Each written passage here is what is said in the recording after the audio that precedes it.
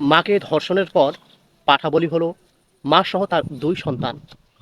মাকে ধর্ষণের সময় সন্তানেরা দেখে ফেলে, পরবর্তীতে ধর্ষক মা এবং দুই সন্তানকেই গলা কেটে হত্যা করে। ভাবুন, একবার ভাবুন, কোন অসভ্য সমাজে আমরা বসবাস করছি, কোন দেশে আমরা বসবাস করছি।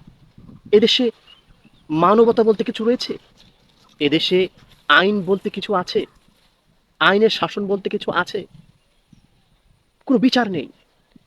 ৩ মাসে প্রায় ২০০ থেকে আরো অধিক ধর্ষণ হয়েছে। একটা ধর্ষণেরও সঠিক কোনো বিচার হয়েছে? হয়নি। ধর্ষকরা জানে যে ধর্ষণ করে ধরা পড়লে কিছুই হবে না।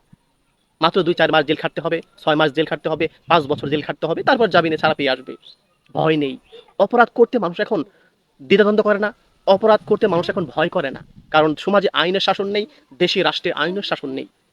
আসুন আমরা সকলে নিজেরা সচেতন হই। আইন আমাদেরকে নিরাপত্তা দিতে ব্যর্থ। আমাদের নিরাপত্তা আমাদেরকে দিতে হবে। ১৮ কোটি মানুষকে বাংলাদেশে যে পুলিশ ব্যবস্থা রয়েছে, তারা নিরাপত্তা দিতে পারবে না।